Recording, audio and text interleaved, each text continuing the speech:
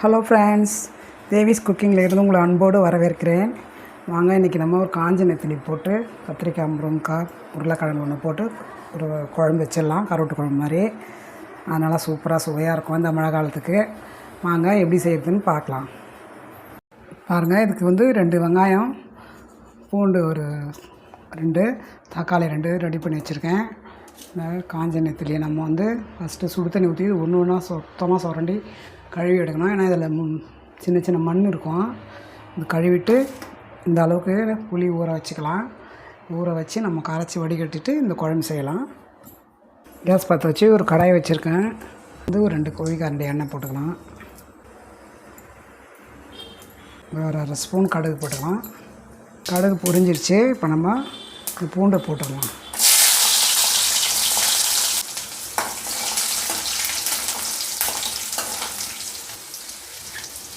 பூண்டு சேர்ந்துருச்சு.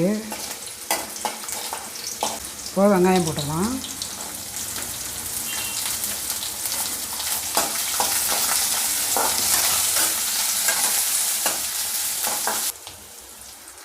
வெங்காயம் வதங்கிடுச்சு. நம்ம 2 தக்காளியும் இதிலே சேர்த்துக்கலாம்.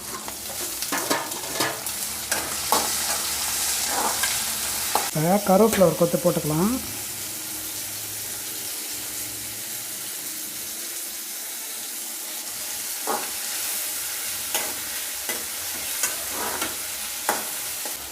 பாருங்கள், தக்காளி வெங்காயம் நல்லா வதங்கிடுச்சு. நம்ம இதில் காயை சேர்த்துக்கலாம். இதில் ஒரு 4 கத்திரிக்காய், முருங்கைக்காய் ஒன்று, ஒரு உருளைக்கிழங்கு அரைஞ்சி வச்சுருக்கேன். நம்ம இதில் கழுவி வச்சு இதில் போட்டுக்கலாம்.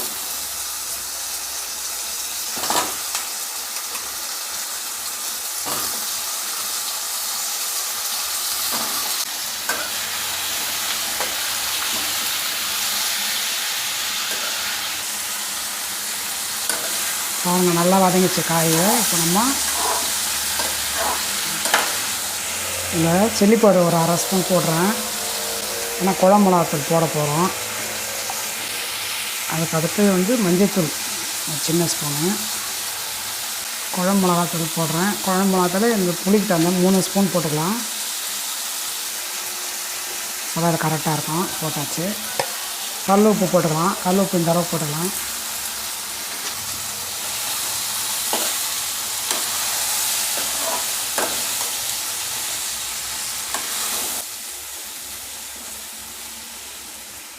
இப்போ புளி வடிகட்டி வச்சுருக்கேன்ல, அதில் ஊற்றிடலாம். அதில்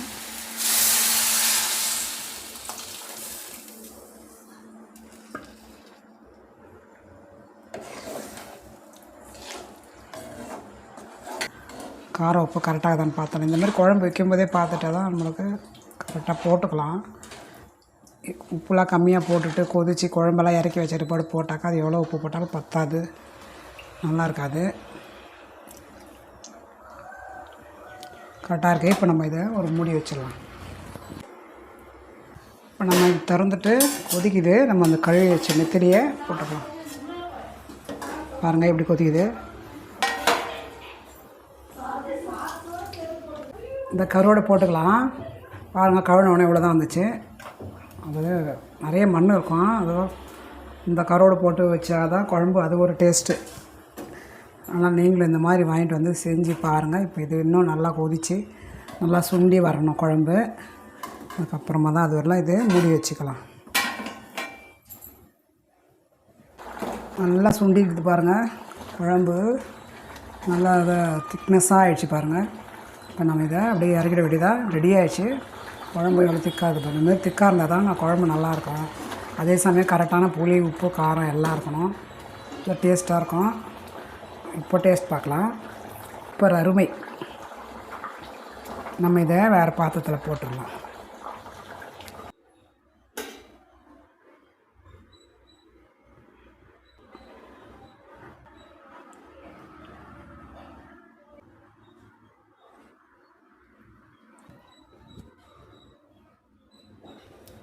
பாருங்கள், சூப்பராக இருக்குது. சூடாகவும் இருக்குது. இந்த மாதிரி நீங்களும் உங்கள் வீட்டில் செஞ்சு பாருங்கள். டேஸ்ட் பார்த்துருவோம். அருமையாக இருக்குதுங்க. கூடவே ஒரு பிடி சாப்பிட்ருவீங்க நீங்கள் இந்த மாதிரி குழம்பு வச்சிங்கன்னா. நீங்களும் உங்கள் வீட்டில் இந்த மாதிரி செஞ்சு பாருங்கள். இந்த வீடியோ உங்களுக்கு பிடிச்சிருந்தால் லைக் பண்ணுங்கள், ஷேர் பண்ணுங்கள், சப்ஸ்கிரைப் பண்ணுங்கள், ஃப்ரெண்ட்ஸுக்கும் ஷேர் பண்ணுங்கள். நெக்ஸ்ட் வீடியோவில் சந்திப்போம். பாய்.